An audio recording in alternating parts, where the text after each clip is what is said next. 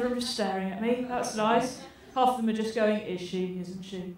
I appreciate I do look like a 1920s lesbian that's fucked a thundercat. It's a look! So, without further ado, let's meet our guests and get this half-hour show on the road for God, Queen and Sundry.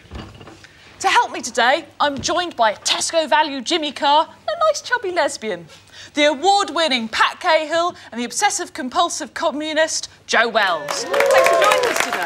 It is a dead clown who's been buried dressed as a clown, which says enough about his life when he was alive to know that his relatives hated him that much. He can't bring himself to eat a raw, right? He's too civilised. He's French. I'm guessing he's French. He's an amazing actor. Anyway, and yeah, chops her up, puts her in the frying pan. Of course, her husband comes home and has a bit before he kills him. So, Izzy, what I'd like you to do is just draw a picture of your mum.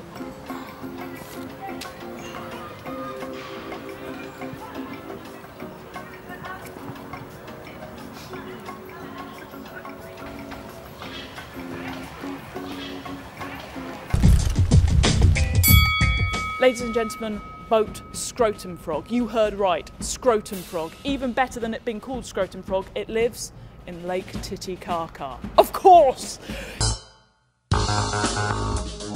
You're listening to the Skeptic's Guide to the Universe, your escape to reality. So, will you please welcome the fantastic Iszi Lawrence, ladies and gentlemen.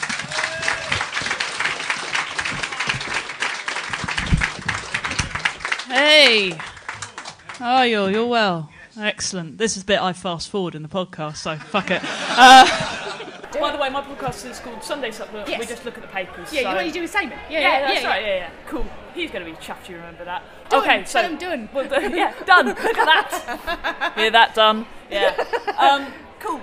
Welcome to Sunday Supplement. Sarah Millican. What is off the telly and everything?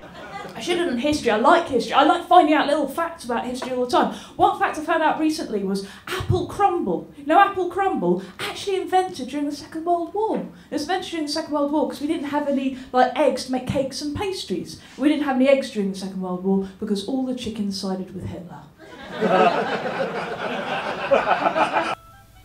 Hey Z-listers, most of us have heard of the A-list historical event, the Charge of the Light Brigade. Cannons to the left of them, cannons to the right of them, rode the 600. For those of you who don't know, it was during the Crimean War. Now, the Crimean War was sponsored by knitwear, so it was Lord Cardigan at the Battle of Balaclava, got a communications mix-up, thought he had to attack some cannons, and well, the cannons won. Second tip. Very important makeup tip. Paracetamol. I think this one's rose ivory. I could have got ivory or porcelain. I went for rose ivory. Because it has the name of a Doctor Who character, and that's very important. Up next, we have the Doctor from the long-running Reason for Living BBC series Doctor Who. I just call him Doctor Who, because that's what I just know him No, as. he's the Doctor. He's the Doctor unless you want to get punched. Which one is more British of the two, though? Inbreeding or overbreeding? You say inbreeding. I say inbreeding, yeah, because London's not like Britain. London's a Fair skin to enough. itself. Okay, yeah. so it's inbreeding, and where on the British scale? Do you have a thought, Joe, about where on the scale it should go?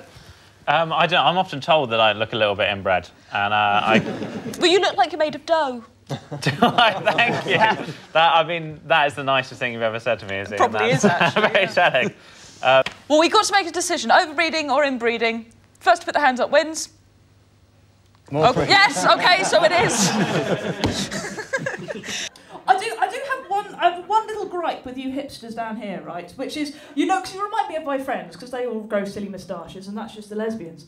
But no, honestly, no, I do not understand this obsession, because all my vegetarian friends have recently decided to just, no, instead we're going to eat meat, but we're only going to buy organic. We're only going to buy organic. And I'm just like, why? And they said, well, at least then if you buy organic chicken, the chickens had a happy life. I'm like, fuck them, do you know what they did in the Second World War?